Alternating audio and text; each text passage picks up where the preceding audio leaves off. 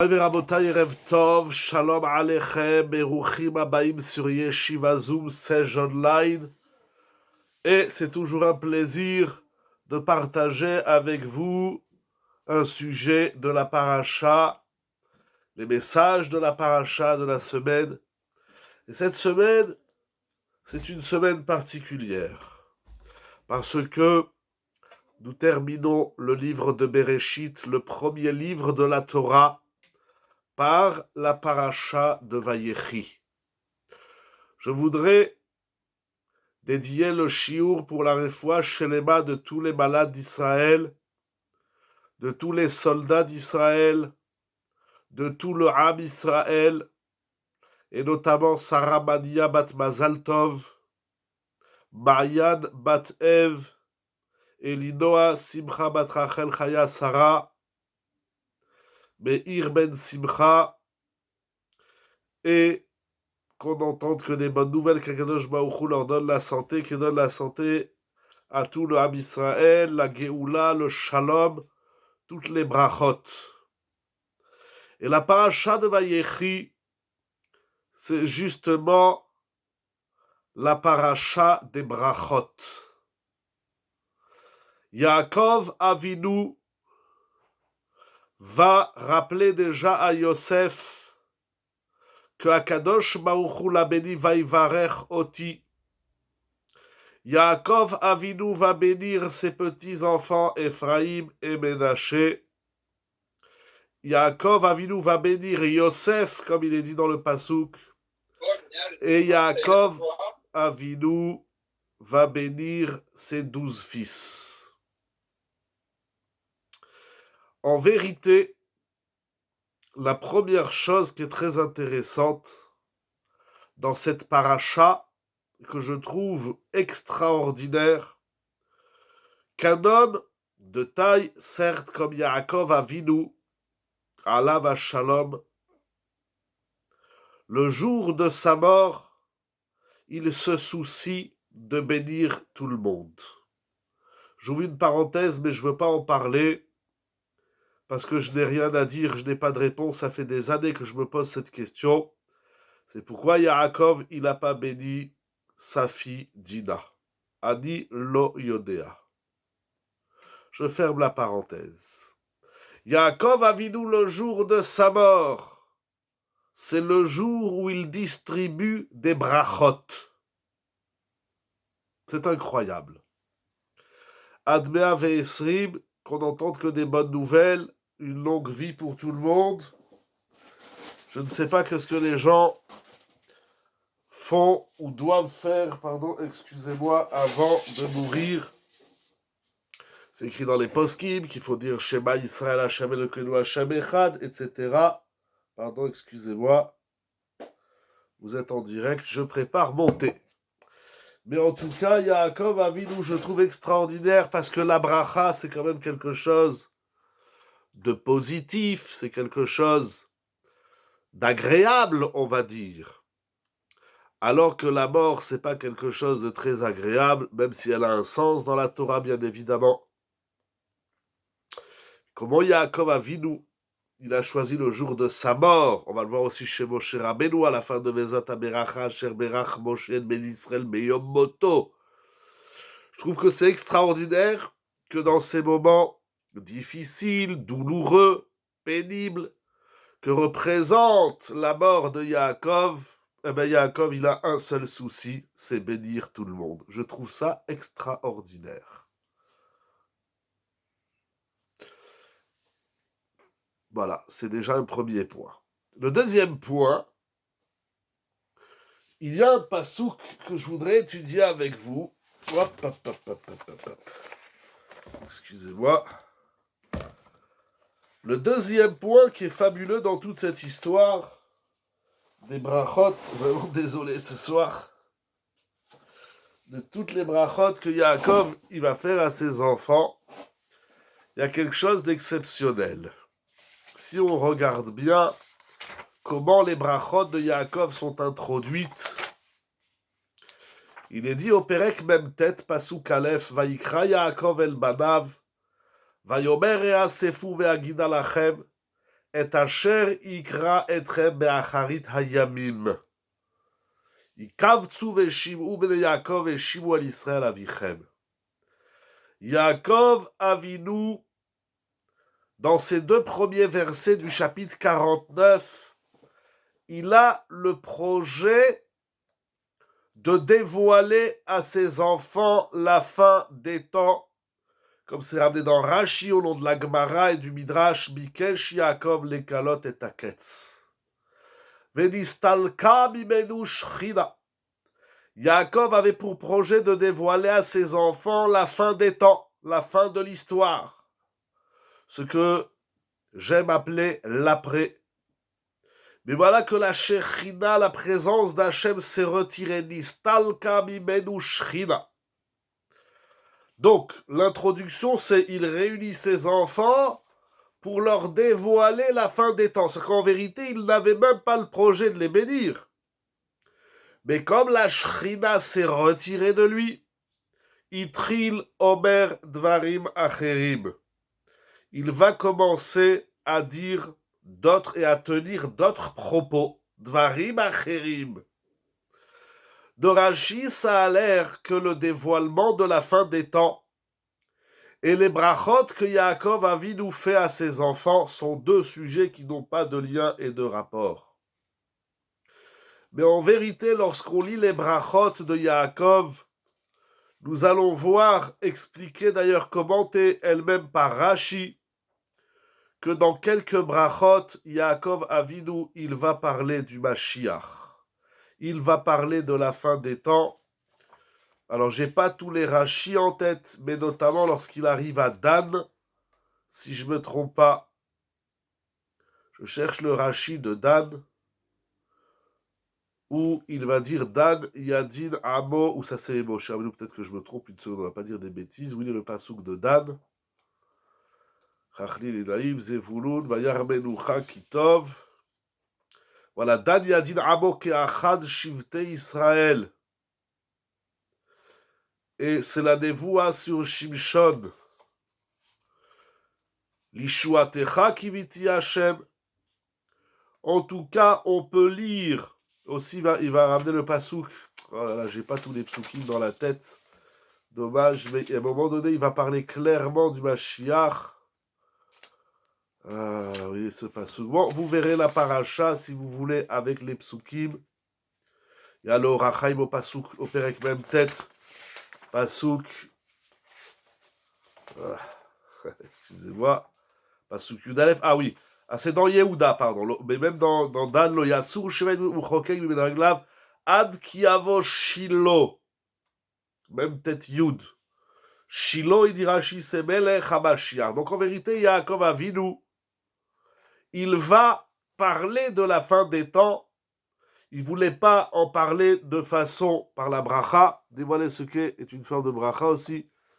Est-ce que dévoiler... Oui, mais alors le problème, je vais revenir à ce que vous dites, je vais dire juste le contraire. J'entends ce que vous dites, mais il y a un petit problème. En tout cas, Yaakov Avinu n'a pas le projet, apparemment, de bénir ses enfants, mais seulement de leur dévoiler la fin des temps. Mais puisque il ne peut pas le faire, alors il va passer à autre chose. Mais, je reviens tout de suite à ce que vous dites, tout de suite. Madame Bokhara, tout de suite. Seulement, il est de toute évidence qu'il faut trouver un lien. Oui, Rachid dit Dvarim Acherim. Il passe à autre chose. Mais de toute évidence, il faut trouver un lien entre le projet de dévoiler la fin des temps et la bracha. Alors, Mechila, je vous relis. Madame Bokhara, qu'est-ce que vous avez écrit?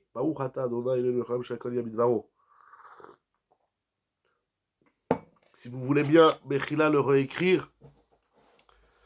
Bon, je vous laisse m'en renvoyer le message. Allô? Bon, je vous attends en continuant. Donc, Yaakov Avinu, il veut dévoiler ce qu'est une forme de bracha aussi. Ah oui. Moi, je comprends inversement, mais j'entends votre lecture. C'est que la bracha, c'est dévoiler la fin des temps. Plutôt dans ce sens. il veut leur dévoiler la fin des temps, mais puis il passe à la bracha. Donc, faire une bracha, ça s'appelle dévoiler la fin des temps. Ça veut dire que la bracha, c'est la Géoula, c'est Ketsayamim. Peut-être c'est ça que vous voulez dire, en tout cas, c'est comme ça que je le lis. Faire la... Je peux pas vous dire, c'est-à-dire c'est sûr qu'il va y avoir un changement dans ce qu'il voulait faire, mais au final, il va le faire, mais il va le faire sous une autre forme. Ces brachot, comme présentés, sont un Bediavad. Oui, mais c'est ça que je dis, il faut peut-être pas dire comme ça. Rashi, il va leur dévoiler cette fin des temps à travers les brachot. Kachani Mevin. Bon, c'est une lecture. Pardon, ça marche pas, non? Que faire de Nistalecha Ashrina? Oui, Nistalka Shrina, ça veut dire qu'il ne va pas le dire en guilouille. Lui, il veut être mégalé le ketz. Il veut dévoiler. Ce qui lui est enlevé, ce n'est peut-être pas de parler de la fin des temps, mais c'est d'en faire un guilouille. Et il va parler au final. Il n'y a pas besoin de Shrina pour faire des brachot, chas ve shalom. Pourquoi vous dites ça? Il n'y a pas besoin de Shrina pour faire des brachot. Pourquoi vous dites ça? Je ne suis pas du tout d'accord, mais Chila. Sans Shrina, il n'y a pas de bracha. Dans ces cas-là, bracha gilouï, nistar du ketz. Exactement. Mais Chila, il y a 2 messages qui sont venus. J'ai lu celui de Meyer, mais n'hésitez pas, Madame Bokar, à renvoyer. Alors, c'est qu'au final, il va dévoiler la fin des temps, mais sous forme de bracha. Ça veut dire pas en gilouï, mais en nistar. C'est une question d'étonnement. Il n'y a pas de problème. Mechila, j'espère que je ne manque pas de respect, c'est dans le limoud. C'est-à-dire que lui va être mégalé le ketz. Et la shrina, elle se retire, il ne peut pas être mégalé. Je ne dis pas qu'il ne faut pas de bracha. J'ai compris. Enfin, tout à l'heure, je n'avais pas compris. Maintenant, j'ai compris. Bien sûr qu'il faut de la shrina. Mais il y a pour faire la bracha. Mais là, il y a un silouk shrina, il y a un retrait de la shrina pour ce qui concerne le gilouï à ketz. Alors il va être mégal et le ketz, mais pas sous forme de gilouï. Il va le faire sous forme de bracha. Et d'abord, comme je disais, à travers Yehuda et Dan, et peut-être encore d'autres rachis, j'ai pas tous les rachis en tête, mais il va leur parler, pour dévoiler, il faut la bracha. Très bien, qu'est-ce que ça veut dire? On va aller dans ce sens. Ça veut dire quoi? Oui. C'est quoi pour dévoiler, il faut la bracha? Qu'est-ce que c'est qu'une bracha, donc? Nous allons voir. Est-ce que c'est clair jusqu'ici? Et pourquoi ne pas dire que je me trouve montrer que l'humain peut être un acteur de dévoilement? Mais Atzmo, très bien, on y arrive. C'est ça le mois béni. On va aller dans ce sens, très bien. Voilà, ça, hein, vous sentez là, ça prend forme, hein, ça gestationne. Voilà. Le Silouk Shrina, il est sur le Giloui. Alors, il va le faire sous forme de bracha. Donc, la bracha, c'est la Géoula. Qu'est-ce que ça veut dire? La Shrina, elle se retire pour l'empêcher d'être mégalée. Alors, qu'est-ce qu'il va faire Yaakov Avinu? Il va faire une bracha. C'est quoi une bracha? Nous allons voir tout de suite. Parce que Vayechi, c'est la paracha de la bracha. Qu'est-ce qu'il fait Yaakov Avinu? Donc, il bénit ses enfants, Reuven, Mechori, Ata, Kochi, Vereshit, Oni. Donc, il y a du verset 3 au verset 28, exclu. Donc, du verset 3 au verset 27, il y a dans ces 25 psukim à peu près les brachot que Yaakov formule à ses enfants. Regardons comment se concluent les brachot de Yaakov. Kol, au verset 28, Kol ele shivte Israël shenem asar. Voici donc les 12 tribus d'Israël. Vezot asher diber lahem aviem. Et voici ce qu'il leur a parlé. Une bracha, c'est avant tout un dibour. Vezot asher diber lahem aviem. Vaivarech otam. Ish ke birkato berach otam. Alors, ce pasouk, il faut le décomposer mot à mot, mais avant tout, ce qui est intéressant, c'est que ce n'est pas dit au début des brachot qu'il allait les bénir, ce n'est qu'après qu'il les a bénis que la Torah nous dit qu'il les a bénis. Vous comprenez ce qui me dérange. Moi, j'aurais dit Yaakov bénit ses enfants, et voilà ce qu'il a dit à Réhouven, à Shimon, à Lévi, etc. Or, la bracha, comme c'est écrit par exemple chez Moshe Rabbeinu, Vezot haberacha, voici la bracha que Moshe fait aux enfants d'Israël. Réhouven, Shimon, Lévi. Ici, c'est pas écrit comme ça. C'est écrit Yaakov parle. En vérité, c'est écrit Yaakov veut leur dire la fin des temps. Il leur dit Réhouven, Shimon, Lévi, etc. Et il les a bénis. C'est quoi Vaïvarech Otam? Pourquoi c'est pas dit au début? Ah, vous comprenez? Quand je dis vous comprenez, c'est parce que je suis clair dans ce que je dis. Est-ce que c'est clair? Est-ce que c'est clair que c'est pas clair? C'est incroyable que la présentation de l'exercice de Yaakov, c'est-à-dire la bracha, n'est dite qu'après qu'il les a bénis. On peut même s'interroger, on n'a plus besoin de ce pasouk. Lorsqu'on lit les psukim, eh ben on comprend que c'est des brachot. C'est pas après que tu as fait une bracha que tu dis à la personne je te bénis. C'est pas tu appelles quelqu'un, tu lui fais une bracha et après tu dis je t'ai béni. Non, appelle-moi. Pourquoi tu m'appelles? Je vais te faire une bracha. Vous comprenez? C'est incroyable que la bracha n'est pas formulée au début. C'est après qu'il a fait la bracha que la Torah nous dit qu'il aura fait une bracha. Donc c'est sûr qu'il faut comprendre c'est quoi une bracha. Est-ce que c'est clair, mon Rabbi Rabotai? Ok, c'est clair, alors on avance. Vaïvarech otam. Ça veut dire quoi? Vaïvarech otam. Alors il y a ici trois choses. Vaïvarech otam. Et s'il n'a pas compris que c'était... Ah, pardon, excusez-moi. J'ai pas vu qu'il y avait... Merchila, vraiment, quand je vous demande de renvoyer les messages, j'ai pas toujours les yeux rivés. J'ai pas compris que c'était une bracha au départ. C'est ça. C'est ça qui est incroyable, quoi. Ils n'ont pas compris que c'est une bracha, mais vous lisez les psukim, vous comprenez que c'est des brachot. Je sais pas, moi. Yehuda, Taïracha, Gour, Arié, Yehuda, Lo Yassur. On comprend que c'est des brachot. Zevulu, Lechof, Yamim, Mishkon, etc. On comprend que c'est des brachot. Pourquoi c'est après qu'il les a bénis que la Torah nous dit qu'il les bénit? C'est bizarre, non? Vous trouvez pas ça bizarre? Et ce pasouk, il est incroyable. Vaïvarech otam, j'avance dans les questions, dans les interrogations, il les bénit. Ish asher kebir kato, chacun en fonction de sa bénédiction. Berach otam, il les a bénis. Alors ça veut dire quoi? Il les a bénis, chacun selon sa bracha. Ah ben oui, je vais pas bénir si c'est pas... Par exemple, quelqu'un qui est pas malade, je vais pas lui faire une bracha pour qu'il guérisse. Quelqu'un qui est riche, je vais pas lui faire une bracha pour qu'il gagne de l'argent. Quelqu'un qui est chacham, je vais pas lui faire une bracha pour qu'il soit chacham. Donc la bracha, elle est adaptée aux besoins. Alors pourquoi la Torah a besoin de dire qu'il les a bénis selon leur bracha? Eh ben oui, on fait pas une bracha si c'est pas la bracha. Tu as besoin d'une bracha là où tu as besoin d'une bracha. Alors pourquoi la Torah dit qu'il les a bénis en fonction de leurs besoins? Et enfin, dernière question, avant d'aller un peu plus loin, ça veut dire quoi? Ish asher kebirkato. Chacun selon sa bracha, la parole a une dimension croissante. Qu'est-ce que vous voulez dire? Je n'ai pas très bien compris. Ici, dans le contexte de la bracha.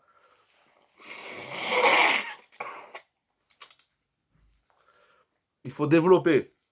Excusez-moi, Madame Tsipora, il faut développer. Je n'ai pas très bien compris qu'est-ce que vous voulez dire ici dans le discours. Donc, je vous laisse... chaque parole prend une position différente. Oui. Mais quand la Torah dit, il a béni chacun selon sa bracha, c'est une évidence. On ne fait pas une bracha à monsieur comme on fait une bracha à madame. On ne fait pas une bracha à l'un comme...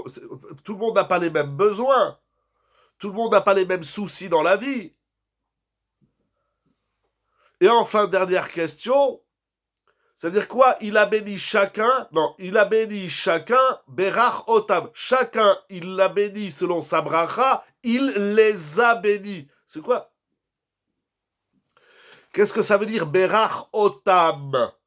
C'est la kusha, une partie des kushot, c'est inspiré de Rashi. Alors nous allons lire Rashi. On va lire ensemble un Rashi. D'abord, Rachid a une question. Qu'est-ce que ça veut dire la bracha qu'il les a bénis? La place d'Akshprou dans ces paroles est peut-être différente. Ou pas. La même bracha à deux personnes ne donne pas le même résultat. Non, c'est à la fois global. Alors c'est ça. Shamachan devient pluriel. Exact. Voilà, on va aller dans ce sens. On va aller dans ce sens. J'invite tout le monde à participer. Pardon, qu'est-ce que j'ai fait là sur le téléphone? Voilà. Celui qui veut, celle, bien sûr, Chazak ou Baour. Voilà. Alors ça veut dire qu'on va le voir. Hein. On va construire l'idée ensemble. D'abord, lisons Rashi. Rashi, il a une kushia. Voilà. C'est-à-dire quoi qu'il a béni les 12 fils. Le Passouk 28 dit, il a béni les 12 tribus. Rashi dit, j'ai une kushia, puisque Réhouven, Shimon, Lévi, il ne les a pas bénis. Il leur fait des remontrances. Et la Kinteran, dit Rashi. Il y a parmi ses fils que Yaakov n'a pas béni, mais il les a réprimandés. Et la Karpiroucho. Voilà comment il faut lire ce verset. Vezot asher diber laem aviem. Ma shenemar ba'inyan. Qu'est-ce que Yaakov a parlé? Il a parlé les brachot. Est-ce que Yachol Shelo Mirech Lir Oven Shimon Velevi? C'est-à-dire que jusqu'au verset 28, on ne voit pas la bracha de Réhouven, Shimon et Lévi. Talmud Lomar Vaivarech Otam Kulam Bemashma. Donc le premier Otam, il les a bénis. Ça veut dire qu'il a béni même ceux dont tu ne vois pas la bracha. C'est-à-dire qu'il y a une bracha qui existe, mais qui n'est pas prononcée. Les 3 premiers fils de Yaakov, un peu comme ce Gilou Yaketz, il leur formule des réprimandes, mais il les a aussi bénis. Est-ce qu'il les a bénis à travers les réprimandes ou pas? C'est un autre sujet. En tout cas, eux aussi sont bénis. Donc les 3 premières brachot que Yaakov fait, ce n'est qu'à la fin des bénédictions des 12 fils qu'on comprend qu'il a béni aussi les 3 premiers. C'est incroyable tout ça, c'est compliqué. On ne peut pas dire il a béni tous ses fils. Bon, il a aussi engueulé Réhouven, Shimon, Lévi. Donc, ça veut dire qu'une partie de la bracha de Yaakov n'est pas formulée dans le texte. J'avais un papier, je l'ai paumé. Bon, il est là. C'est incroyable.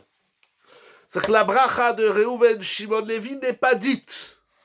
C'est une bracha silencieuse. Incroyable. Qu'est-ce que c'est une bracha silencieuse? Une bracha qui n'est pas formulée dans le pasouk. Chaque enfant doit recevoir un discours différent. Tout à fait, c'est juste. Ça, c'est la suite. Ishachar Kimirkato, nous allons y arriver. Mais est-ce que vous comprenez bien ce que dit Rashi sur Réhouven, Shimon et Lévi? Réhouven, Shimon et Lévi, quand on lit le Chumash jusqu'au verset 28, on ne voit pas qu'ils sont bénis.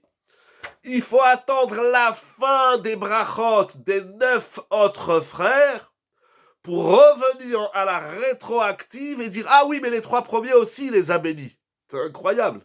Tout ça, c'est bizarre. Ce n'est qu'à la fin des 12 brachot qu'on dit qu'il les a bénis. Ce n'est qu'à la fin des 12 brachot qu'on dit qu'il a béni même ceux où c'est pas écrit qu'il les a bénis. C'est incroyable. C'est que la bracha de Réhouven, Shimon et Lévi, elle n'est pas écrite dans la Torah. Les 3 premiers fils, ils sont bénis, mais silencieusement. On ne sait pas, on ne connaît pas le contenu de la bracha de Réhouven, Shimon et Lévi. On connaît celle de Yehuda, Issachar, Zevulun, Gad, Naphtali, Asher, Binyamin, Yosef. Les 9 autres, on connaît la bracha. Mais celle de Réhouven, Shimon, Lévi, c'est une bracha en silence. Incroyable. Qu'est-ce que ça veut dire, ça? Donc, oui, mais ça, il dit Rashi, lorsque Yaakov a dit Réhouven Bechoriata, ce n'est pas une bracha. C'est pour l'engueuler, pour lui dire qu'il n'a pas joué sa mission de Bechor. Et d'ailleurs, il va tout perdre. Il perd la royauté, Réhouven perd la malchoute, il perd la keuna, il perd tout, Réhouven. Le premier passou qui ouvre les brachot, c'est une engueulade, une douche froide, Réhouven Bechoriata. Incroyable. Yeter set raou aitaliot yeter bekeuna ou bemalchut. Il lui dit à Réhouven, t'as tout perdu. C'est une bracha de dire à quelqu'un, t'as tout perdu. Non, ça, c'est pas une bracha. Elle est où, la bracha de Réhouven? La bracha de Réhouven, comme celle de Shimon et Lévi, elle n'est dite qu'au verset 28, et c'est dit de façon que là, il les a bénis. Quoi? On ne sait pas. On ne connaît pas la bracha. Peut-être qu'il y a des textes, des midrashim, il faut chercher dans les sfarim, mais on ne connaît pas. On ne sait pas. Qu'est-ce que Yaakov, il a dit à Réhouven? C'est une bracha discrète, un secret, secrète, une bracha silencieuse. Incroyable. Qu'est-ce que ça veut dire? Je ne sais pas. Il y a ensuite les 9 tribus, ça c'est une bracha explicite, prononcée, qui figure dans le texte. Et il y a ensuite Berach ish asher kebirkato, Berach otam. Il demande Rashi, là on aurait dû dire il a béni chacun selon sa bracha. Non, la Torah dit il les a bénis au pluriel. Et ensuite, au singulier, chacun selon sa bracha. Enfin, dans la Torah, c'est l'inverse. Chacun selon sa bracha à l'individuel, au singulier, Berach otam, il les a bénis au pluriel. C'est la kushia de Rashi. Et Rashi dit quelque chose d'incroyable. Les filles chez Nathan Yehuda, puisqu'il a donné à Yehuda la force du lion, à Binyamin, il lui a donné le loup, à Naphtali, il lui a donné la Ayala, la biche. Yachol shelo klalam kulam bechol abrachot, talmud lomar berach otam. Donc, si on résume une partie, j'ai pas en tête tout ce que je vous dis depuis tout à l'heure, mais une partie, si on résume, Yaakov, il bénit tout le monde, mais ce n'est dit qu'à la fin des brachot qu'il les a bénis, premièrement. Deuxièmement, ce n'est dit qu'à la fin des brachot qu'il a béni aussi les premiers, même si ce n'est pas écrit dans la Torah. Troisièmement, il a béni chacun individuellement. Et quatrièmement, il les a bénis tous ensemble. Donc il y a une bracha individuelle et il y a une bracha collective. Ça, c'est quelques points que nous dit Rashi. Il dit aussi d'autres choses, mais bon, on n'a pas le temps de tout voir et de tout expliquer ce soir. Ces 4 points que nous voyons dans le Passouk et dans Rashi dessinent le sens de la bracha. Qu'est-ce qu'une bracha? Nous allons voir des idées extraordinaires rapportées dans les Mefarshim. Tout d'abord, nous allons lire un texte. Je sais qu'il y en a qui l'ont lu, il y en a qui le connaissent, il y en a qui ont le Sefer. Ah, pardon. Avant toute chose, lisons le Rachaim Akadosh. C'est-à-dire quoi? Ish asher kebirkato. Pirush hareuya lo kefi bechinat nishmato ou kfi ma'asav. Incroyable. Il dit le Rachaim Akadosh, la bracha que Yaakov fait à ses enfants, elle est au singulier, kebirkato. Ça veut dire que la bénédiction que Yaakov fait à chacun, c'est une bracha qui correspond kefi bechinat nishmato, puisque personne n'a la même neshama. Donc la bracha, c'est tenir un discours qui s'adapte à la neshama de celui qui va recevoir la bracha. Et également, kefi ma'asav. Alors, je ne sais pas, il y a quelque chose d'énorme dans ce qu'il dit le Rachaim Akadosh. Quand on fait une bracha, il faut que la bracha... C'est pour ça qu'il y a des brachot qui ne marchent pas, parce que nous, on fait des brachot comme ça en général. Elles marchent aussi. Mais une vraie bracha, c'est une bracha que je prononce à ta neshama et à ton gouf. Kefi bechinat nishmato ou kfi ma'asav. Qui s'adapte à la neshama. Le mevarer, celui qui fait la bracha, doit s'adapter, c'est-à-dire qu'il doit prononcer une bracha qui correspond à la neshama et aux actes, donc et au corps de celui qui va recevoir la bracha. Il y a le bénisseur et il y a le béni. Celui qui bénit le mevarer, je vous fais une bracha qui doit s'adapter à chacun, à chacune, qui doit s'adapter à son âme et à son corps. C'est énorme ce qu'il dit le Rachaim Akadosh. Énorme. Et ce qui est d'autant plus énorme, est-ce que les Maasim rééquilibrent la Neshama? Je ne veux pas parler ni des Maasim ni de la Neshama. Pourquoi je vous le dis dans ce sens? Ça peut être aussi la Neshama qui rééquilibre les Maasim. C'est une grande souya, la Neshama. Ici, il y a deux choses. Il y a la Neshama et le Gouf. Et je ne sais pas pourquoi le Rachaim il a mis la Neshama avant le Gouf. Mais la bracha qu'on fait, elle doit... Alors je vais reprendre votre mot. C'est pas la Neshama qui rééquilibre... C'est pas les actions qui rééquilibrent la Neshama. La bracha que je prononce, elle doit s'adapter à l'âme et au corps de l'autre en même temps. Ça veut dire, je vois en face de moi une personne qui veut une bracha. Toute personne est animée de Neshama et de Gouf. Comment? Quelle question, Hatsuma, comment? On va voir. Je ne sais pas. Là, vous savez pourquoi? La Neshama est donnée, on ne la choisit pas. Le corps aussi nous est donné, tout nous est donné. On ne choisit rien du tout. C'est la Mishnah dans Pirkei Avot, Al-Kochachatachai, Al-Kochachatamet. On ne choisit rien du tout. On choisit seulement de savoir qu'est-ce qu'on fait avec ce qu'on nous a donné. Les Maasim présentent un choix, pas systématiquement. Pas toujours. Pas toujours. Des fois, on est Anous. Des fois, on est forcé. Yaakov Avinu, il descend en Égypte. Il est Anous Alpia Dibour, on dit dans la Haggadah. Yaakov Avinu, il est contraint de descendre en Égypte. Il est Anous, il est forcé, il est violenté.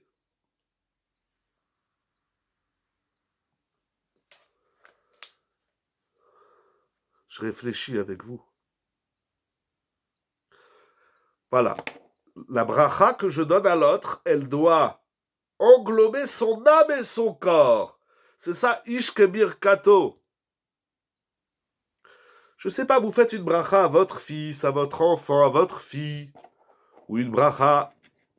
Bon, mais est-ce qu'on connaît là des Neshama? Comment rentrer? C'est-à-dire, quel chorma de savoir cibler et prononcer des propos qui vont parler à l'âme et au corps de l'autre. Y a-t-il une notion d'égalité entre les frères de la part du père? Non, il y a... Alors, on va... très bien. J'allais dire non, c'est non et oui. On va l'avoir. D'abord, il n'y a pas d'égalité. On voit bien que ce qu'il... D'abord, Reuven, Shimon, Lévi, c'est une bracha secrète. Donc il y a déjà une différence entre les 3 premiers et les 9 suivants. Deuxièmement, on voit bien dans le contenu des brachot dites dans la Torah, il n'y en a aucune qui est comme l'autre. Il n'a pas dit, mes enfants, soyez tous bons, soyez tous des bons juifs et des chachamim. Il ne fait pas une bracha générale. Il prend chacun, il dit, viens, j'ai quelque chose à te dire. C'est pas un conseil, c'est une bracha. Et la bracha, elle doit être adaptée à l'âme, à la neshama et au gouffre de celui qui va entendre. Ce ne sont pas nos paroles si ça cible parfaitement. Ce ne sont pas nos paroles si ça cible parfaitement. Ce ne sont pas nos paroles. Je n'ai pas bien compris. Excusez-moi, je suis désolé. Moi, je fais une bracha. Il faut que ma bracha... Ah, alors c'est quoi l'enjeu de la bracha? À la suite de ça, je suis un peu surpris que Rav Wolbe ne ramène pas. Développez, hein, si vous voulez. J'essaye de garder les yeux aussi rivés sur l'écran pour voir, pour me régaler de vos questions et de vos remarques. Alors Rav Wolbe, il dit, c'est dommage, il ne ramène pas le Orach Chaim, mais il dit Rav Wolbe, on est télécommandé verbalement si ça cible la décharge. On est télécommandé verbalement. Bah, bah, bah, bah, bah, piou. On est télécommandé verbalement. On est dans l'équilibre, dans la télécommande. Ça ouvre des perspectives, hein, tout ça. Mais ça veut dire, avant de continuer avec Rav Wolbe, j'entends, je réfléchis à ce que je dis, à ce que vous écrivez. Ce qui est incroyable, c'est que, presque dit le Hacham Akadosh, ça veut dire, pour connaître pardon, on va dire comme ça, pour que ma parole résonne dans ta neshama, pas seulement ma parole, c'est un dibour ibra, pour que ma parole résonne dans ta neshama et dans ton corps, il faut que je connaisse ta neshama et ton corps, mais ne peut connaître la neshama et le corps de l'autre seulement celui qui sait c'est quoi déjà la neshama en général, mais seulement celui qui a un regard juste sur lui, sur sa propre neshama. Mais quel sujet! Bracha, Leotzi, c'est extraordinaire ce que vous m'écrivez tous ce soir. Il dit Ravolbe, c'est juste, il dit Ravolbe, aujourd'hui, on demande des brachot à tout le monde. Et puis les tzadikim, les rabbanim, ils donnent des brachot, c'est très bien sûr.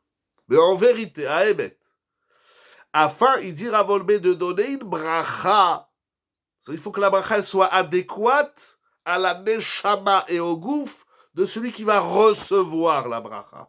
Et donc, pour donner une bracha, il faut connaître l'homme, il faut connaître ses énergies, ses potentialités. Et regardez bien, mais hier, vous allez être content, Verak az shayach levarecho, she'akochot sheyesh lo bekoach, yetz ou la poal. C'est qu'en vérité, l'enjeu de la bracha, c'est quoi? C'est que j'ai bien compris tes kochot, et je t'initie, je t'invite à exprimer ces kochot qui sont des énergies potentielles et à les rendre et à les mettre en action. Du Bekor, est-ce que la neshama change dans le temps? Je sais pas, mais regardez, il me reste pas beaucoup de temps et le sujet, c'est pas la neshama.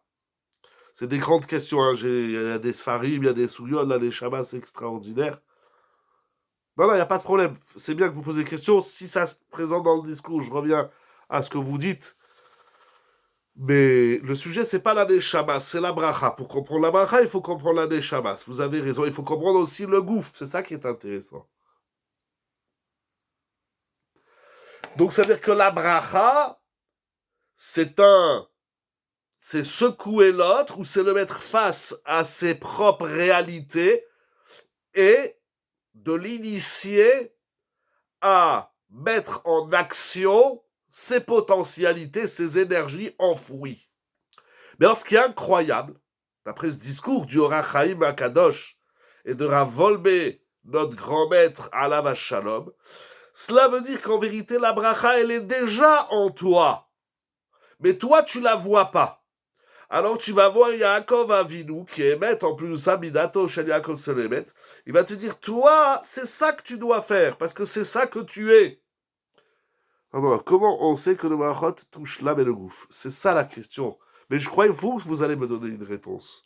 Moi, j'ai passé la semaine sur ce Rachaim Akadosh et sur Ravolbe et sur d'autres Mefarshim qu'on va voir encore. Il y a la suite de Rachaim, il y a le Maharal, le Sfatemet, le Chidush Harim, les livres qui sont derrière moi. Il y a encore du boulot ce soir. Vous allez me donner une réponse. Comment on peut lire la Neshama de l'autre? Comment savoir quel brachot chacune contient? Comment on fait?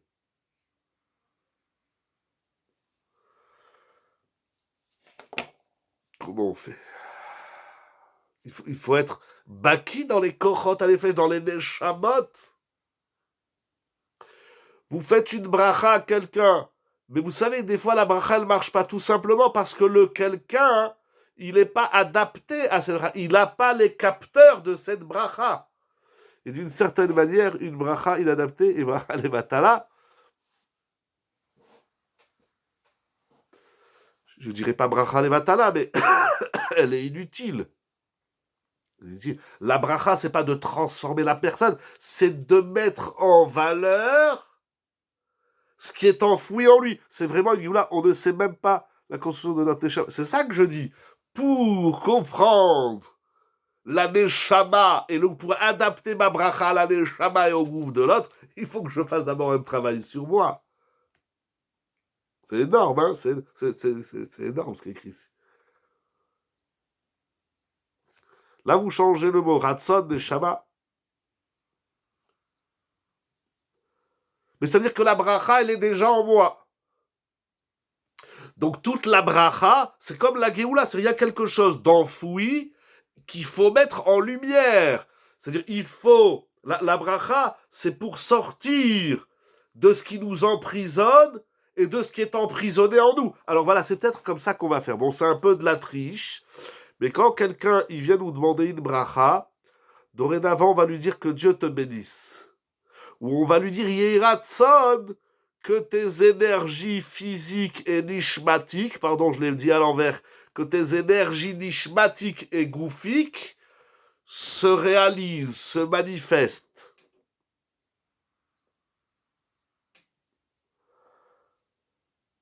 Si on est très fort, à l'instar de Yaakov Avinu, alors il dit oui, mais c'est quoi mes énergies? Alors je vais te dire, toi, ton énergie, c'est A. Mais des fois, on se trompe, hein. Donc on peut lancer les dés et avec l'aide d'Akadosh Baruch Hu, on réussit. Oui, il faut faire il faut faire une fila pour que nos brachot marchent. Ce qui est vrai aussi. Bon, Rabbi Rabotai, si vous êtes là, nous allons continuer, nous allons voir des chidushim exceptionnels. Donc c'est que la bracha, c'est une geoula. Parce que la geoula, c'est quoi? C'est un peuple qui est là où il ne doit pas être, comme explique le Maharal. La galoute, c'est l'exil, c'est lorsqu'il y a un peuple qui englobe ou qui aspire, qui avale un autre peuple, puisque nos sages nous disent que lorsque nous étions en Égypte, nous étions tels le fœtus dans le ventre de sa mère. Ça, c'est l'exil. Je n'existe pas, je suis enfoui, comme mes kochot de la Neshama et du gouffre qui sont enfouis. Et il faut géoulatiser ces kochot, ces énergies. Il faut géoulatiser ce békoar qui est en nous pour le mettre en bépoal. Donc faire la bracha, c'est je te souhaite que ce qui est enfoui en toi, aussi bien dans ta neshama que dans ton gouffre, se manifeste, se réalise. Alors c'est très général. De toutes les façons, moi je suis nul dans ça. C'est facile, c'est facile. Mais plus on connaît l'autre, plus notre bracha sera adaptée et elle marchera certainement. Ça, c'est le Ish Asher Kebirkato, qui est expliqué, donc, comme nous avons vu dans le Rachaim Akadosh et dans Ravolbe, Shiure Chumash. Qu'est-ce que ça veut dire? Pardon, Shiur nous avait indiqué qu'il faut faire des brachot, et là, c'est freinant. Bah.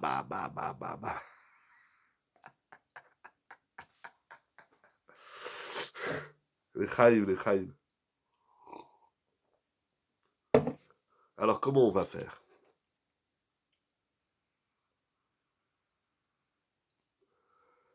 Peut-être que on va essayer d'être plus authentique dans nos brachot. Il faut continuer à faire des brachot comme on a dit la dernière fois. Il faut faire des brachot. C'est très important. D'abord, l'autre, ça lui fait du bien qu'on lui fait une bracha. Déjà, elle va peut-être pas marcher la bracha parce qu'elle n'est pas adaptée, mais au moins qu'il entend qu'il y a quelqu'un. Vous savez, aujourd'hui, en vérité, ce qu'on fait, c'est pas des brachot, c'est des souhaits. Je te souhaite de.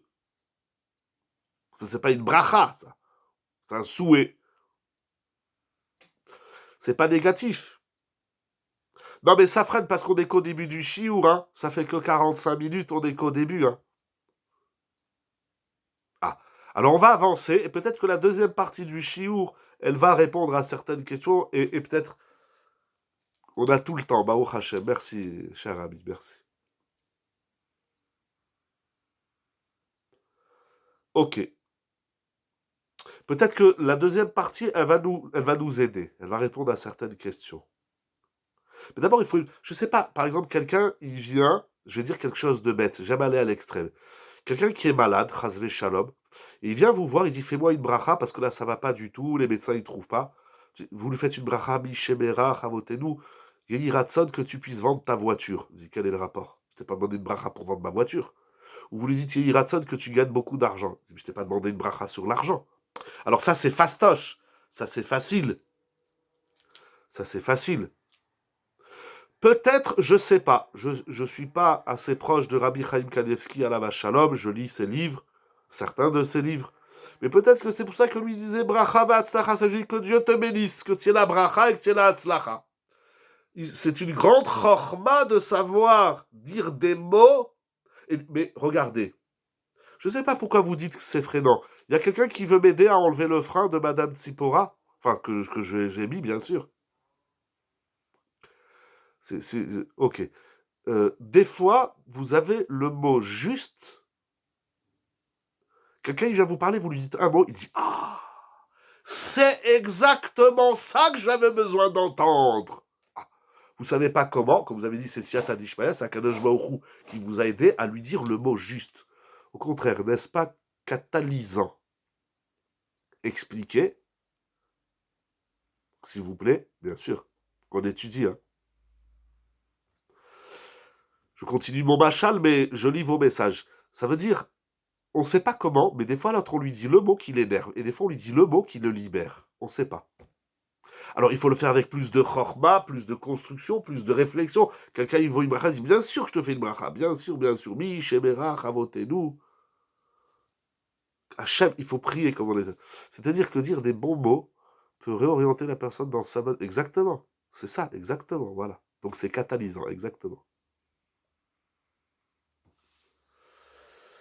On va avancer la deuxième partie, il reste pas beaucoup de temps. Ça va nous aider. Le Passouk a dit Ish Asher Kebir Kato Berach Otam. Rappelez-vous, qu'est-ce qu'il dit Rashi? Il dit Rashi que, à part la bracha individuelle et singulière, vous évoquez l'adaptation au goût et à l'Eneshama. Exact. Comment on fait? On va y arriver. Un petit chouïa. Après qu'il a fait une bracha individuelle, Kebir Kato, selon le gouffre et la Neshama de chacun, pardon, la Neshama et le gouffre, il leur fait une bracha, il dit Rashi, Kelalam Kulam Bechol Brachot. Ça a l'air de contredire tout ce qu'on vient de dire. Puisqu'il dit au final, la bracha qu'il a fait à Yehuda, ce n'est pas que pour Yehuda, c'est pour tout le monde. Alors qu'est-ce que je comprends plus rien? Il fait une bracha à chacun individuel, et après il dit à chacun, la bracha que je t'ai donnée, c'est pas que pour toi, c'est pour tout le monde. Mais ça fait une demi-heure qu'on explique que la bracha qui est pour moi, elle ne peut pas marcher pour l'autre. Si Ouda rayonne, elle devient collective. Alors, oh là là, le Rachaim, il va le dire dans ce sens-là. Amar otam lashon rabim, liot ki birkat kol echad ve'echad to'il le'atzmo ulchol echav. La bracha qui fait à chacun aura un effet pour lui et pour les autres. Alors ça veut dire quoi? Oui, mais malgré tout,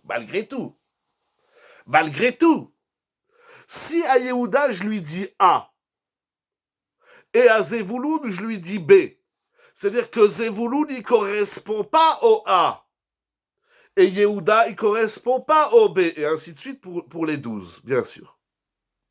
Non. Il leur fait une bracha. Yehuda c'est, on va commencer par Réhouven. Réhouven c'est A, Shimon c'est B, Lévi c'est, etc., D, etc., 12.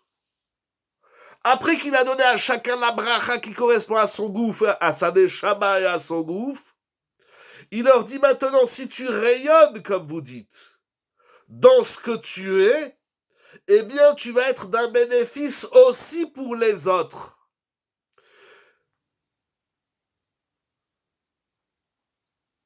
Il donne un exemple, Rachaim, il dit par exemple, si on bénit le roi et on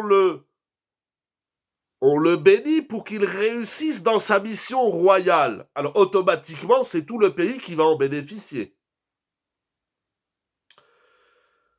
Mais, donc, ce que vous dites, c'est juste, c'est le pshat du Orachaim Akadosh. Donc, c'est comme s'il demande à chacun, tu vas tellement exceller dans ta singularité nishmatique et goufanite que tu vas donc rayonner sur les autres. Mais comment ma singularité peut-elle rayonner sur les autres? C'est un moque, hein. Mais le Maharal, on va le lire ensemble. Le Maharal écrit, attention, dit-il, Boré les fachot rabot. vechesronan. Oui, mais le chisaron de un, c'est pas le chisaron de l'autre. Si je connais ma solitude, je peux voir celle de l'autre et le bénir efficacement. Voilà, c'est ça. Voilà, il y a quelque chose. Voilà, voilà, hein, ça commence à venir. On commence à. Voilà, c'est ça, c'est ça. C'est ça. Comment il faut dire ça? Regardez, je vais lire le Maral, je vous laisse mijoter encore une minute. Le chisaron de l'autre crée l'opportunité de l'un. Mais ça, c'est un peu. J'entends ce que vous dites, moi j'aime pas trop ce discours, ça veut dire que je rayonne qu'à travers le problème de l'autre. C'est vrai que quand l'autre il a un problème, alors moi, mais ici ça marche pas, Jacob il bénit pas ses fils quand ils ont des problèmes. Mais là, j'aime pas trop ce discours. Vous avez raison que ça marche comme ça, mais je ne peux rayonner que si l'autre il a un problème. Non, on va le dire. Mekoubal. Ah, ok, très bien. Non, je suis pas un Rav Mekoubal. Je suis pas Mekoubal du tout. Allez, Rav pour Zoom, mais après on joue au foot si vous voulez. On va lire le Maharal.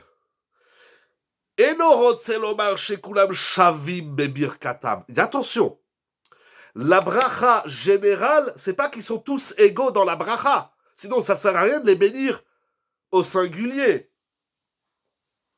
Puis, dit-il, le Maharal Langourarié, quand il a dit à Yehuda, tu es roi, ça ne veut pas dire que vous allez être tous des rois. Quand il a dit à Zevulun, tu vas réussir dans les océans, ça ne veut pas dire qu'ils vont tous être marins et avec des bateaux. Non, et là, כי מה שיש ביהודה גבורת הרים בנימין זאב, בדבר מה ממנו יהיו שווים? שיהיה לראובן קצת דמיון אל הארי, אבל לא ארי גמור. העיקר הוא באותו שבט שנדבר באותה ברכה, רק שכולל כולם יחד בדבר מה מן הברכות יהיו כולם שווים. On voit le Maharal, si vous avez les mots, on voit le Maharal, il est extrêmement méticuleux, ça veut dire non pas que la bracha qu'il m'a donnée, elle va devenir la bracha de tout le monde. La bracha qu'il m'a donnée, c'est à moi. Mais ce moi, en vérité, c'est intéressant ce que vous avez dit, Madame Bokra, parce que vous vous dites, comment vous avez dit Monsieur Meillari dit, si j'excelle, alors je rayonne. Vous vous dites, si j'ai ma bracha, alors je peux aider l'autre. Mais le Maharal, il dit, c'est en donnant, enfin, il dit, je ne sais pas ce qu'il dit le Maharal, c'est un moque, mais voilà ce que j'ai envie de dire quand je dis le Maharal, c'est en donnant à l'autre un bout de ma bracha que ma bracha, elle prend un sens. Parce que sinon, je retombe dans la galoute qui est l'emprisonnement et l'étouffement. C'est pas que du rayonnement. C'est pas j'ai une lumière, tu profites de ma lumière. C'est pas j'ai une lumière, alors je peux t'aider dans ta lumière. C'est avec ma lumière que je vais t'aider dans ta lumière. Je vais prendre un bout de ma bracha et je vais te la donner. Ça veut dire que la bracha consiste, je lis là où j'ai préparé le shiur, il y a un partage de connexion, comme on dit aujourd'hui. Partage de bracha. La bracha consiste à donner un peu de soi, un fragment de soi à l'autre. Parce que si tu veux être ce que tu dois être, tu ne peux l'être seulement. Donc, peu importe l'adaptation, ce qui compte, c'est ce qu'on en fait. Exactement. Pas peu importe, Mechila. Ça commence par l'adaptation. Mais cette bracha, c'est comme il a dit Ravolbe, c'est Yetzia mina koach el hapoal. C'est maintenant qu'est-ce que tu vas faire avec cette bracha? Et il va falloir que tu partages un fragment de ta bracha. Comment il dit le Maharal? Bedavar ma mimenu. Pour être ce que tu dois être, non, tu ne peux être ce que tu dois être seulement si il y a ce partage, aussi petit soit-il, Bedavar ma mimenu. Comment on va formuler tout ça? Ça veut dire, pour mettre en lumière tes potentialités, il faut que tu en donnes un bout à l'autre. J'ai très envie de dire, mais c'est un machal, ce serait trop réduire. J'ai envie de dire, pour que ce que tu es prenne un sens valable, une valeur authentique, il faut que tu puisses le partager, que tu en donnes un peu. De quoi s'agit-il, s'il vous plaît? C'est-il d'inspirer les autres? Mais peut-être que la bracha d'aujourd'hui inadaptée révèle plus tard ton moi. On va le faire dans le Meler.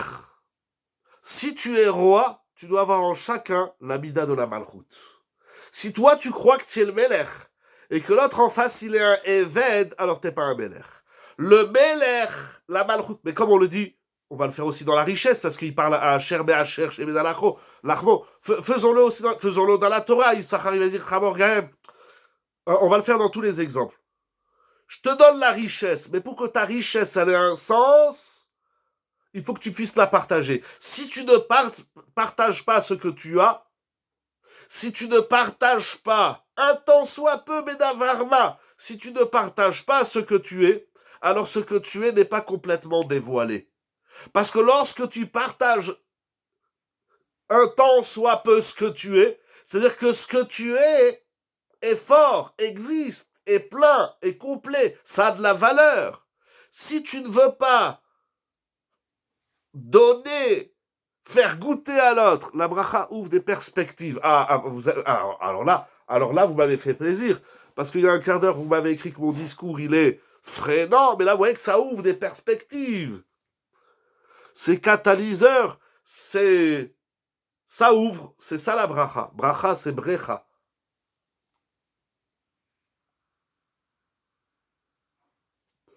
Si vous avez encore les nerfs, encore 5, maximum 6 minutes, on peut pousser encore le chidouche encore beaucoup plus loin. À travers le Sfatemet et le chidouche et Harim. Vous avez 4 minutes. Voilà. Chazak. Il faut encore développer tout ça. C'est pas magnifique, mon rêve et Rabotai. Regardez qu'est-ce qu'il dit le Sfatemet. Et on finira avec le chidouche et Harim. Le Sfatemet, il pose une kushia au Makshim. Regardez ce qu'il écrit, c'est Nora Ve'ayom. Sfatemet Tavresh Lamed Zaïd. C'est écrit, j'ai rappelé très brièvement au début du Shiur, que Yaakov, il va bénir ses petits-fils Ephraim et Ménaché. Mais si on regarde bien le pasouk, c'est écrit Vayevarech et Yosef, Amalach HaGoeloti Yevarech et Aneharim. Donc là aussi, l'introduction, c'est je vais bénir Yosef, et il bénit Ephraim et Ménaché.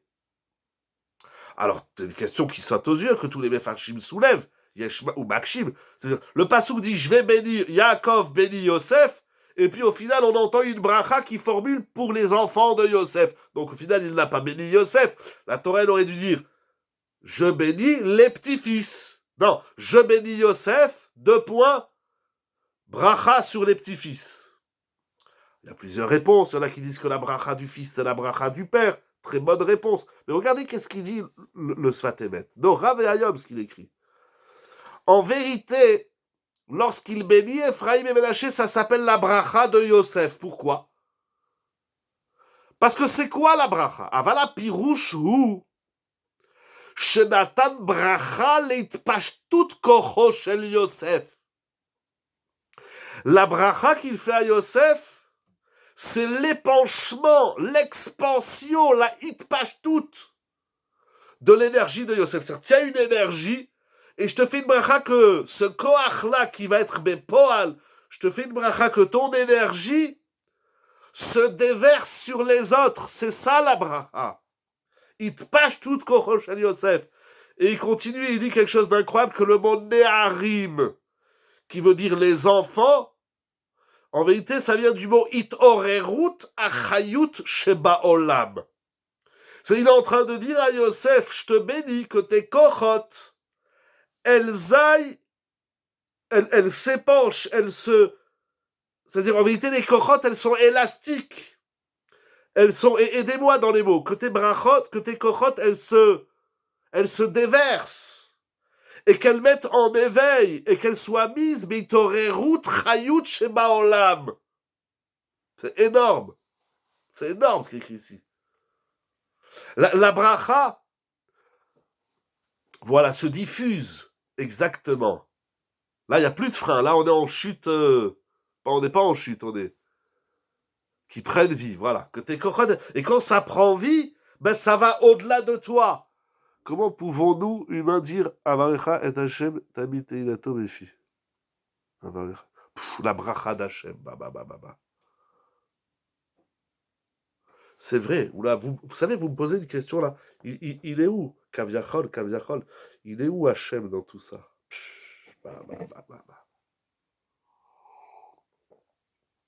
C'est vrai ça. Mais c'est ça, ça c'est Hachem. Ça c'est cette diffusion de l'être, cette itpashtut et itorerut.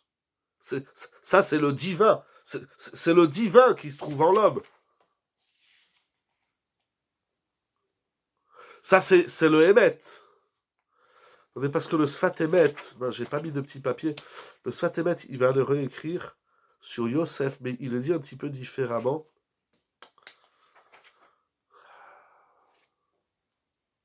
Oh là, je le retrouve pas. Ah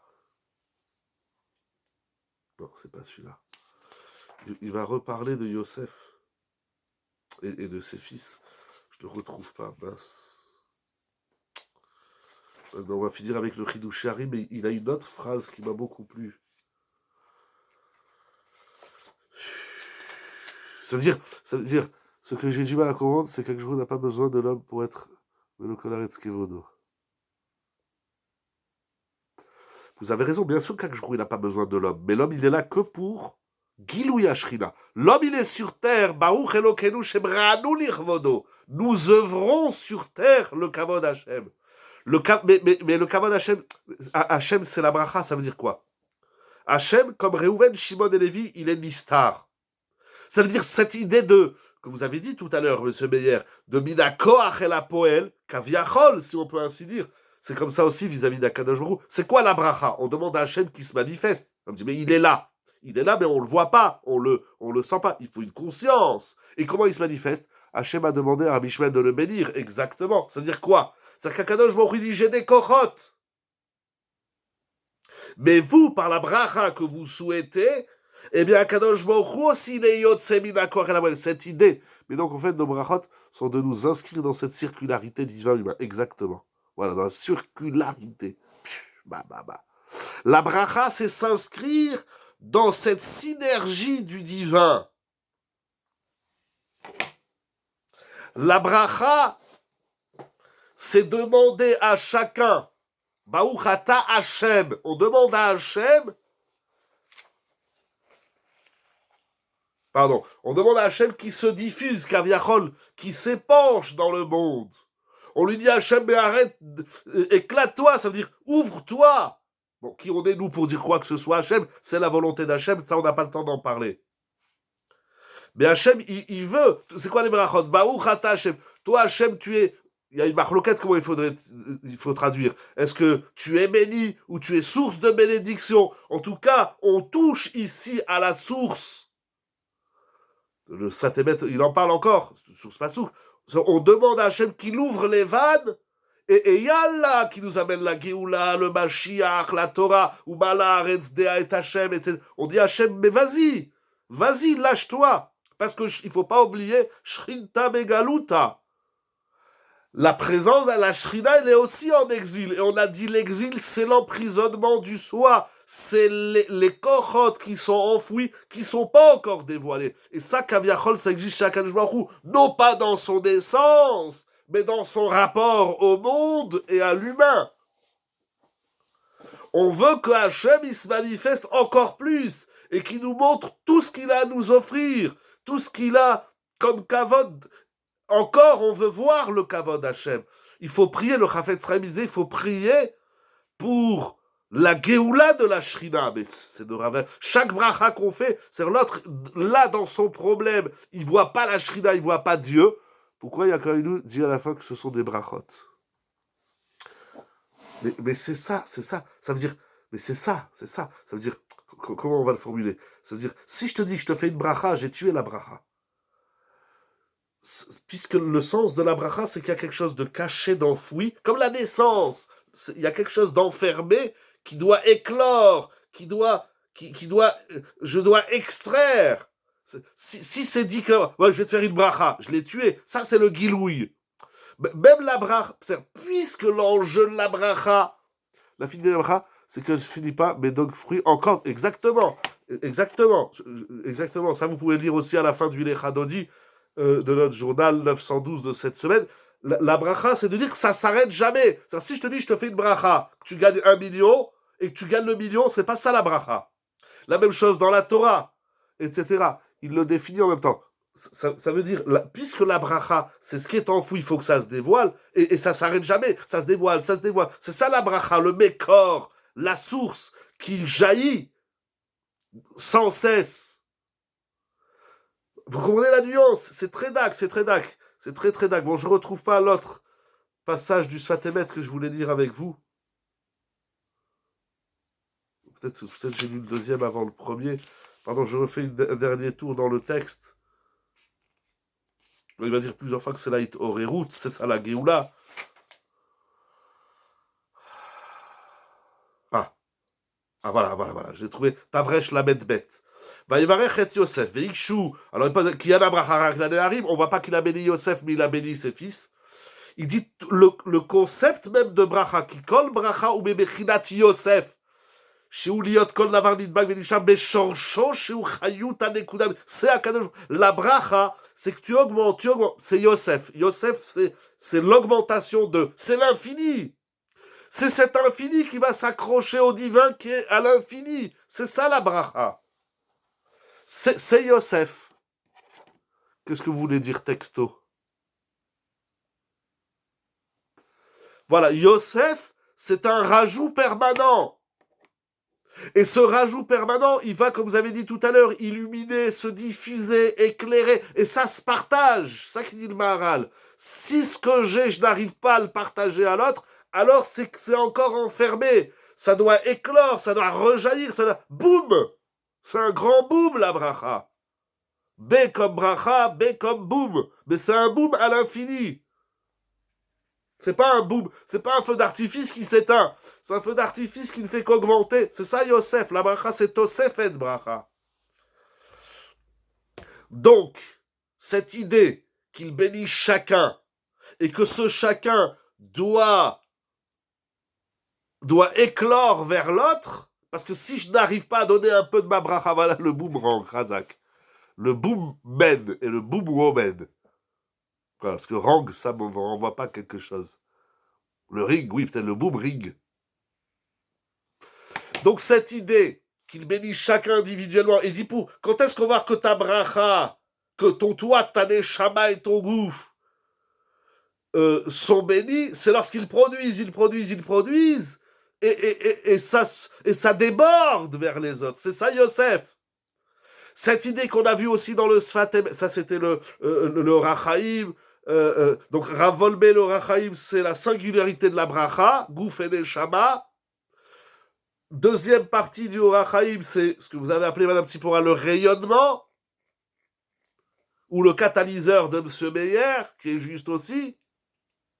Et ensuite, cette bracha que j'ai, comme nous dit le Maharal, bien formulée par Madame Bokaram, ça, tout le monde il est là ce soir, Baruch Hashem, et donc cette bracha, que si je n'arrive pas à la traduire à l'autre, à lui partager, c'est qu'elle est encore enfouie en moi, c'est que l'autre, il est le baromètre de la Yetzia Minakoach et la Poel qu'il y a chez moi. Quand est-ce qu'on sait si j'ai éclos quelque chose de chez moi, c'est comment l'autre, il le voit. On le voit aussi donc chez Yosef, est-ce que c'est l'effet personnel qui va s'étendre? Oui, tout à fait. Qui va s'étendre à l'infini.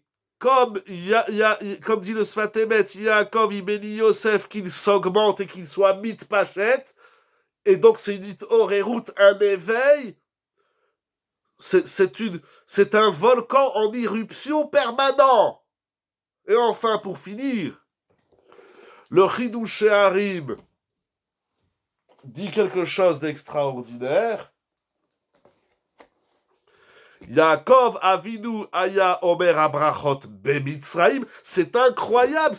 On a le Yosef dans le Mitzraim, c'est extraordinaire. Mitzraim, c'est l'étroitesse. Et de cette Mitzraimiout de chacun, est-ce qu'on peut garder une bracha pour soi seulement? Ça peut pas marcher. Impossible. C'est pas de la bracha. Celui qui n'est pas mitpachet, c'est antinomique avec la bracha. Je garde la bracha pour moi. C'est l'opposé de la bracha. C'est plus de la bracha. C'est pire. Donc, j'ai beaucoup aimé comment il formule le Chidush Harim. Yaakov Avinu Ayomachot Bemitzraim. Ça veut dire, Yaakov, il leur dit, là, attention, vous êtes en exil, vous êtes enfermés dans les frontières, parce que Mitzraim, ça veut dire frontière. Vous êtes enfermés dans le Mitzraim, dans l'étroitesse, et vous devez sortir de cette Mitzraïmiout. Vous devez devenir des Yosef, des surplus. Vous devez aller au-delà des frontières. Et il continue jusqu'où ça va. Sinon, c'est plus un bête, mais un Aleph, et c'est pour Aaron, exactement. Mais là, j'ai pas eu le temps de lire la fin de la phrase. C'est plus le bête, c'est le Aleph. Donc, c'est plus Bracha, c'est Arour. Et pas Barour, si on le garde pour soi. Exactement. C'est ça que j'ai dit, que si on garde pour soi, on n'est plus dans la Bracha. Mais donc, la Shrina d'Istalka, car cela aurait rendu le monde statique, exactement. C'est exactement. Voilà. Vous avez bien résumé Meyer, exactement. La Bracha, c'est de pas vous dire, comme ça vous êtes en mode Itorerut permanent. Si je te dis que le Mashiach il vient dans une semaine, pendant une semaine tu vas faire dodo. Oui, merci de me le rappeler. Donc, il y a comme Avinu, il leur dit, là, en Mitzraïmiout, c'est-à-dire en emprisonnement, en enfermement, c'est de ça que va éclore le Yosef. Restez des Yosef dans le Mitzraïm, sinon vous allez mourir. Liten Abraha Gamledorot, Shema Bechashechut Ubebetzer. Et que cette bracha que je vous fais, il dit le Chidush Harim, il dit le Chidush Harim, et cette bracha, pardon, j'ai un téléphone qui bouge. Et cette bracha qu'il fait à ses enfants, c'est une bracha pas seulement de eux et envers les frères, mais c'est une bracha qui doit tellement, on va dire c'est une bracha explosive. Ça veut dire qu'elle doit voyager dans tous les temps et dans toutes les périodes d'Israël, à chaque fois que le Ham Israël, il sera bechashechut ou bemetzer, voilà intemporel. C'est quoi la bracha post-Géoula? Là, je vais vous la dire, c'est ça intemporel. Ça veut dire, il demande, c'est-à-dire, lorsque celui qui a bien compris ça, alors sa bracha, elle est mitpachetet, oui, mais un feu d'artifice qui continue et qui augmente. La bracha, elle s'épanche, pardon, j'ai ce mot, donc il n'y a plus de quête, exactement. Voilà, vous me l'avez enlevé de la bouche. Il n'y a plus de fin, c'est sans fin, c'est l'infini. Heureusement qu'il nous a pas dit c'est quand la fin, il n'y en a pas. On est dans cette ébullition, Bayamid Gaber, BR, exactement. On est dans cette ébullition de l'être en permanence. On est dans une aventure qui ne finit jamais. C'est extraordinaire. Et ce qu'on fait aujourd'hui, ce que Yaakov il fait à ses fils, il leur dit, vous allez tellement ne pas vous cloisonner dans l'emprisonnement des tsarot, de l'exil, de l'obscurité, des épreuves, des malheurs, vous allez vivre en mode Tosefet et pas en mode Mitzraïm. Et celui qui vit en mode Tosefet, c'est à l'infini.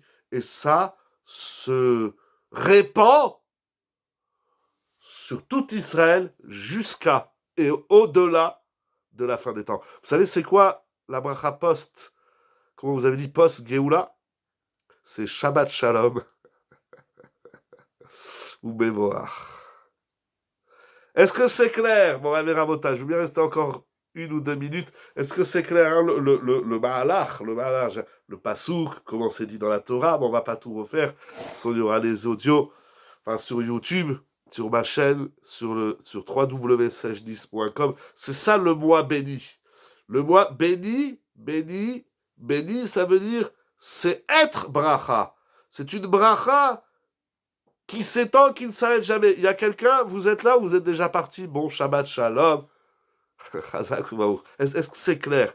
Est-ce qu'il sort quelque chose de... Maintenant, concrètement, Dina pouvait-elle étendre sa bracha? Ah, Chazak. J'avais oublié ma question sur Dina, mais je n'ai pas de réponse. Hein. Ça fait des années que je me la pose. Est-ce que Dina, elle peut faire ça? Apparemment oui, parce que le machal de tout ça, ça veut dire que Aïe a-t-elle besoin de... Oh, Est-ce qu'elle est capable... Vous avez vu la différence entre Monsieur Meyer et Madame Tsipora? J'attends les autres là. Qui c'est qui veut faire l'arbitre? Ça veut dire, est-ce qu'elle est capable ou est-ce qu'elle a besoin? Mais quelle question, Hatsuma, là. Comment vous analysez? C'est grandiose, Rabotai. C'est moi qui vous remercie. N'a-t-elle pas révélé ce qu'elle devait dévoiler? Est-ce qu'elle a révélé ce qu'elle devait dévoiler? Ce qui est difficile, j'ai un peu plus dans le sens de Madame Tsipora, c'est que le machal de tout ça, c'est l'enfant dans le ventre de sa mère. Donc c'est très féminin de voilà, de fabriquer entre guillemets un truc et puis la femme c'est une spirale. Ah pardon, j'ai pas eu le temps de lire, mais là, la femme c'est une spirale qui monte. Elle s'étend en cercle. Bam. Et l'homme c'est quoi? C'est L'homme, c'est la flèche. L'homme, c'est la femme, c'est une spirale. Bon, Rémi Rabotage, je vous dis Shabbat Shalom. Je vous laisse mijoter comme la Dafina.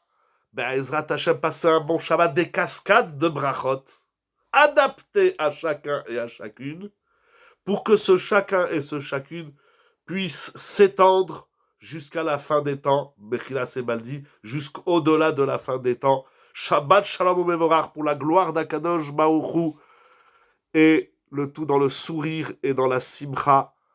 Merci aux organisateurs et organisatrices, merci aux participantes.